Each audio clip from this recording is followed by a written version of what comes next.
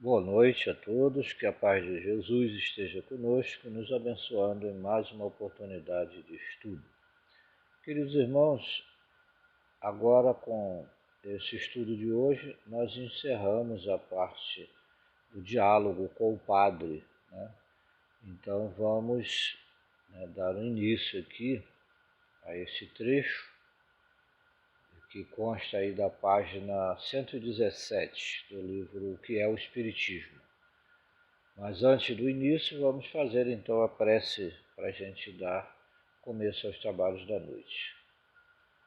Querido Senhor Jesus, nós agradecemos ao Senhor pelas bênçãos que tem derramado sobre nós, pela sua proteção em torno de nós, pelo modo como o Senhor nos guia, nos ama e nos guarda. Ajuda-nos a estar atentos, a estarmos de sentidos atentos e preparados para ouvir-te nas oportunidades que o Senhor nos apresenta. Abençoe nosso estudo de hoje, esteja junto de nós, nos auxiliando na compreensão e, sobretudo, Senhor, esteja conosco para que em cada momento nós possamos utilizar as oportunidades que a vida nos apresenta para sermos cristãos, para sermos espíritas. Dai-nos tranquilidade e serenidade sempre. Assim, queridos irmãos, nós agradecemos, e pedimos que possamos dar atenção então ao estudo da noite de hoje. Vamos lá na questão, nessa página 117, para a gente dar início aos trabalhos. Vamos aqui então, deixa eu abrir aqui a questão. Vamos lá. O padre então pergunta a Kardec, e nesse contexto da pergunta ele vem falar da seguinte forma: já que os espíritos vêm trazer as informações que o Cristo já trouxera, aí o padre questiona então por quê, qual a necessidade disso, qual a necessidade do espiritismo. Vamos lá então, essa é a questão do padre. Permiti-me então dizer-vos que, desde que os espíritos só ensinam os princípios de moral encontrados no Evangelho, não vejo qual possa ser a utilidade do espiritismo, visto como antes que este viesse, e hoje, sem ser por ele, podíamos e podemos alcançar a salvação. Não seria o mesmo se os espíritos viessem ensinar algumas grandes verdades novas, alguns desses princípios que mudam a face do mundo, como fez o Cristo. Ao menos o Cristo era sua doutrina era única, ao passo que os espíritos se contam por milhares e se contradizem, uns dizendo que é branco, o que outros afirmam ser negro, do que resulta que já desde o começo seus partidários formam muitas seitas. Não seria melhor deixarmos os espíritos tranquilos e contentarmos-nos com o que já temos? Então, vamos lá, considerando aí a pergunta do padre, se ela faz algum sentido, se a gente já tem essas informações, para que mais gente trazendo a mesma informação e ainda havendo alguma controvérsia entre seus ensinos, entre suas compreensões? Vamos analisar isso com a resposta de Kardec. Errais, meu amigo, em não sair do vosso ponto de vista e em considerar sempre a Igreja como o único critério dos conhecimentos humanos. Se o Cristo disse a verdade, o Espiritismo não podia dizer outra coisa, e em vez de por isso apedrejá-lo, deve-se acolhê-lo como poderoso auxiliar que vem confirmar, por todas as vozes de além-túmulo, as verdades fundamentais da religião combatidas pela incredulidade. Que o materialismo o combata explica-se facilmente, mas que a Igreja se ligue ao materialismo contra ele é um fato menos concebível. Igualmente inconsequente é ela quando qualifica de demoníaco o ensino que se apoia sobre a mesma autoridade e que proclama a missão divina do fundador do cristianismo. O Cristo teria dito, teria revelado tudo?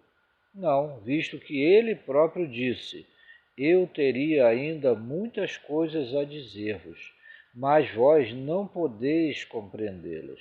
É por isso que eu vos falo em parábolas. E aí a gente faz uma pausa para aqui um comentário, né? Então Jesus, na sua época, trouxe verdades que a humanidade inteira não estava em condições de assimilar. Hoje, nós não estamos ainda. Hoje nós já compreendemos, nós já temos uma lógica, temos uma inteligência evoluída, mas a base, os ensinamentos, os fundamentos reais do cristianismo são a prática de tudo que foi ensinado, não só a teoria. Então nós, por enquanto, estamos aprendendo a ler, a, a relacionar os ensinamentos do Cristo com a vida real, mas colocar em prática, aí já é uma questão de educação da alma, e nós ainda estamos muito longe disso. Mas ainda assim, né, os ensinamentos de Jesus, depois de mais de 2000 anos, são muito atuais e vão permanecer por muitos séculos ainda, guiando a humanidade que precisa desse carinho, que precisa dessa força, desse apelo ao nosso coração. Né? Então, como disse Kardec, o próprio Cristo, na época dele, disse que precisaria que nós estivéssemos mais maduros. É por isso que ele falava, contando uma historinha, né? Fazendo uma parábola, fazendo uma comparação para poder demonstrar para a gente a continuidade da vida e a continuidade dos seus ensinamentos que viria em outro momento. Aí Kardec continua então. O Espiritismo vem hoje, época em que o homem está maduro para compreendê-lo, completar e explicar o que o Cristo propositadamente não fez senão tocar, ou não disse senão sobre a forma alegórica. Direis, sem dúvida, que a Igreja competia dar essa explicação. Mas qual delas? A romana, a grega ou a protestante? Como não estão elas de acordo, cada uma explica a seu modo e reivindicaria o privilégio de dar essa explicação. Qual delas conseguiria amanhar todos os dissidentes? Deus, que é sábio, prevendo que os homens iriam nela enxertar suas paixões e prejuízos, não lhes quis confiar o cuidado desta nova revelação.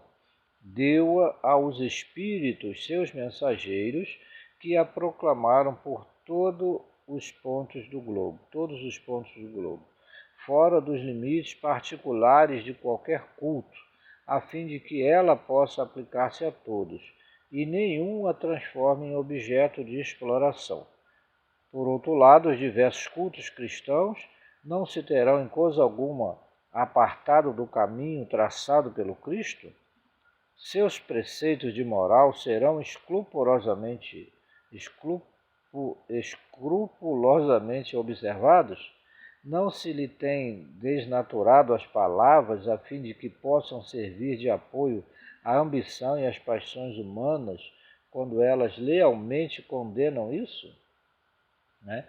Então aí vai Kardec colocando que também, né, as diversas religiões utilizam-se ainda, né, do seu modo de explicar as máximas do Cristo para favorecer a si próprios, para o seu raciocínio, né, o seu modo de explicar as máximas, os ensinamentos de Jesus, normalmente são particularistas, né, trazem não a igreja para Jesus, mas Jesus para a igreja, né, ou explicam a seu modo o Jesus e como se pudesse aprisioná-lo dentro de quatro paredes para que Jesus, que é o governador do mundo inteiro, da humanidade toda, né, pudesse ficar apenas ali obrigado a seguir os preceitos de alguns homens. E na verdade não é isso, né? O ensinamento de Jesus é que é para a humanidade toda. E algumas inteligências, né, foram indicadas, obviamente, para poder ensinar ao restante da humanidade ignorante. Só que como a gente sempre faz mau uso das missões que nos são dadas, então há um momento em que é necessário que haja uma outra explicação para que ela esteja aberta ao restante da humanidade que não aceita que homens, que pessoas destituídas muitas das vezes do senso de moral e de responsabilidade evangélicas, as tragam. Então é necessário que haja uma verdade que fale abertamente a todos, sem estar presa dentro de quatro paredes. Então o espiritismo ele é aberto a todos. As casas espíritas, elas não são as únicas que têm condição de ensinar a doutrina espírita. Ela é aberta ao mundo e hoje nós estamos vendo aí que há uma grande quantidade de pessoas que têm acesso, né, que podem analisar, que podem ouvir, muitos podem seguir esses ensinamentos, mesmo não sendo declaradamente espíritas, mas sendo cumpridores dos preceitos e das morais, né, ensinadas pelo Cristo através da doutrina, do ensinamento dos espíritos, né? Aí ele continua mais adiante.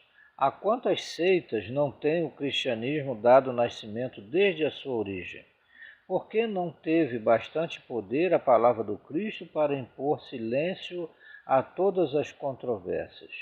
Porque é ela suscetível de interpretações que ainda hoje dividem os cristãos em diferentes igrejas, pretendendo todas elas possuir exclusivamente a verdade necessária à salvação, detestando-se intimamente e anatematizando-se em nome do seu divino mestre, que não pregou senão o amor e a caridade. Então a fraqueza dos homens, direi vós. Seja então como quereis que o espiritismo triunfe subitamente dessa fraqueza e transforme a humanidade como por encanto. Vamos à questão de utilidade. Dizeis que o Espiritismo nada revela de novo. É um erro. Ele ensina, ao contrário, muito àqueles que não se limitam a um estudo superficial. Não fizesse ele mais que substituir a máxima fora da caridade não há salvação, que reúne os homens àquela fora da igreja não há salvação, que os divide, para que a sua vinda marcasse uma nova era à humanidade.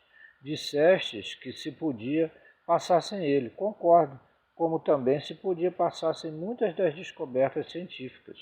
Os homens certamente viviam bem antes das descobertas de todos os novos planetas, antes que se tivesse calculado os eclipses, antes que se conhecesse o mundo microscópico e sem outras coisas. O camponês, para viver e fazer germinar o trigo, não tem necessidade de saber o que é um cometa, e entretanto ninguém nega que todas essas coisas alargam o círculo das ideias e nos fazem compreender melhor as leis da natureza.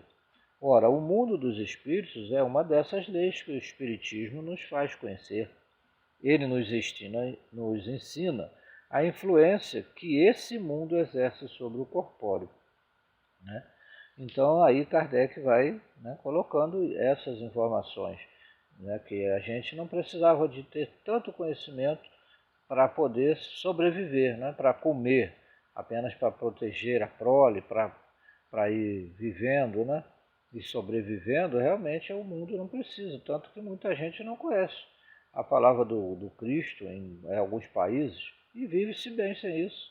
Muitos não conhecem fundamentos da ciência e das artes, conforme eu não conheço, mas vamos vivendo bem, só que de alguma forma a gente precisa compreender que estamos submetidos a isso, fazem parte da lei, né? E nós, mesmo sem saber, mesmo sem ignorar determinados, mesmo ignorando, perdão, determinados princípios, nós dependemos deles, mas dependendo de pessoas que sabem deles, né?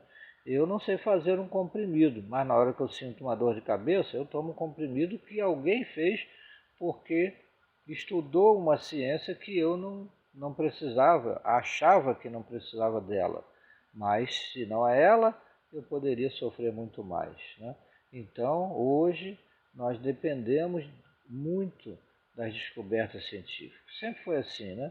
Só que a humanidade veio caminhando aos poucos para poder chegar ao patamar que está agora, apenas é uma parte do véu e a gente ainda tem muito por descortinar, ainda tem muito. Cada dia mais a gente vê a necessidade da continuidade dessa evolução, né? E aí, mais adiante, né, vamos dar um salto, pequeno salto aqui, onde Kardec vai falando que eis porque, sem ser uma religião, o Espiritismo se prende essencialmente às ideias religiosas, desenvolve-as naqueles que não as possuem, fortifica-as nos que as têm incertas. A religião encontra, pois, um apoio nele, não para as pessoas de vistas estreitas, que a veem integralmente na doutrina do fogo eterno, na letra mais que no espírito, mas para aqueles que a veem segundo a grandeza e a majestade de Deus. Então, em uma palavra, o Espiritismo engrandece e eleva as ideias, combate os abusos engendrados pelo egoísmo, a cobiça, a ambição. Mas quem terá a coragem de defendê-los e se declararem seus campeões? Se ele não é indispensável à salvação, facilita-a, firmando-nos no caminho do bem. Então, não é muito melhor, né, você seguir um caminho tendo uma direção? Se você está numa caminhada, não sabe para onde ir, ou você quer chegar num ponto e não tem um mapa, hoje em dia nós, né, temos o GPS, não é bem mais fácil? Não é bem mais fácil? Vamos voltar àquela comparação que a maioria de nós utiliza. Não é muito mais fácil usar a roda redonda que já foi descoberta há muitos séculos do que tentar começar essa invenção? Não é melhor utilizar-se de um caminho que você compreende como justo, como certo, para seguir e dar seus passos com mais equilíbrio e mais clareza, né? Então, é isso que o Espiritismo faz, mostrar à humanidade os resultados do seu bom uso, né, do bom uso dos ensinamentos de Jesus, que é o guia da humanidade, né, no nosso entendimento, respeitando o entendimento de outras religiões que nós não conhecemos, né, que mesmo sem falarem de Jesus, né, como religiões de matriz asiática, né, que falam de outro modo, mas que pregam o mesmo tipo de ensinamento de amor, de caridade, de serenidade, de espiritualidade e religiosidade, mesmo sem falar sobre, mesmo sem ensinar diretamente os ensinos de Jesus, mas não fazem o mesmo percurso, não mostram um outro porto a se chegar além da vida do corpo, essas religiões seguem os preceitos do Cristo, mesmo sem falar dele diretamente. E é isso, esse é o grande caminho, é o grande fim a que se deve procurar chegar, né? E aí Kardec, dando continuidade, ele vai falar de alguns tópicos aqui, né? Apresento claramente as questões seguintes a quantos combatem o Espiritismo sob o ponto de vista de suas consequências religiosas.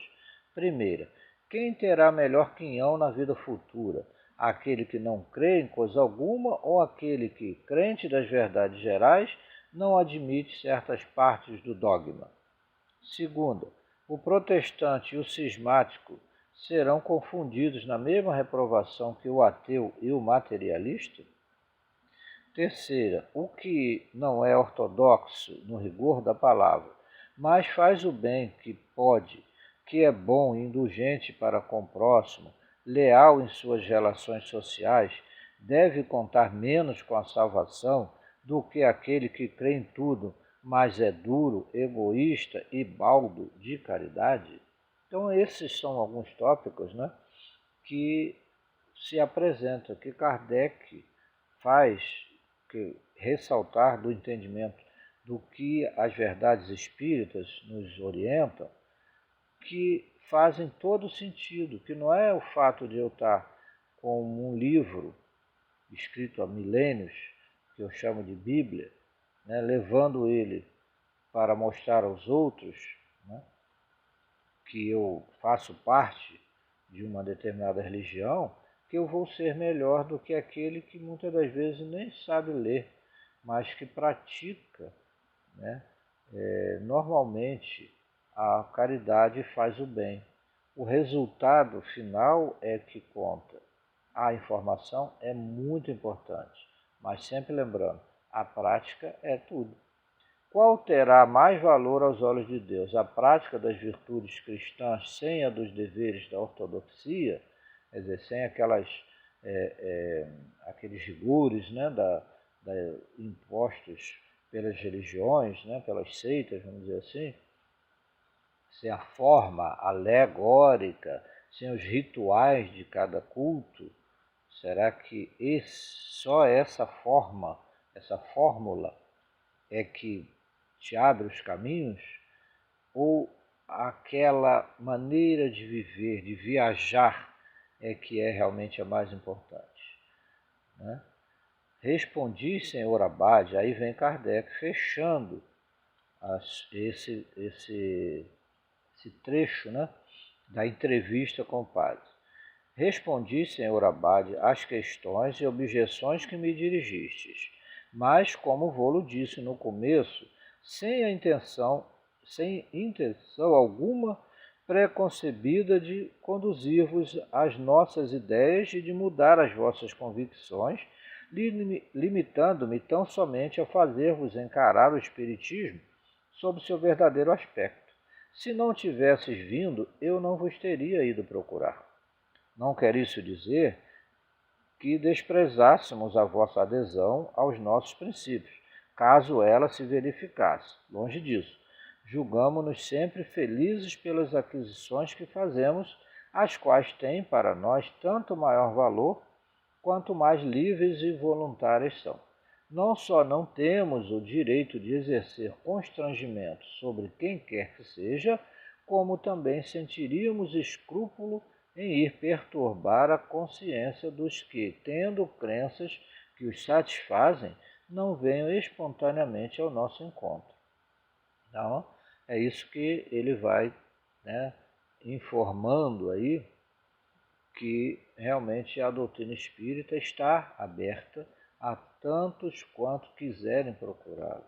Elas estão nos livros, ela está nas casas, ela está nos seus estudantes, mas que, nos seus estudiosos, melhor dizendo, mas que sua autoridade está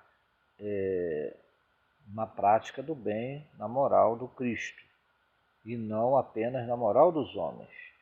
Eu sou falho, eu não posso apregoar que ser espírita, para mim, me põe num patamar elevado, né, incapaz de ser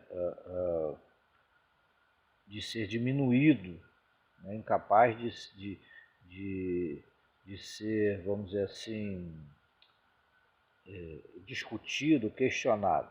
Mas o que a doutrina espírita ensina, isto é realmente verdade, e isso é um ensinamento fabuloso, maravilhoso.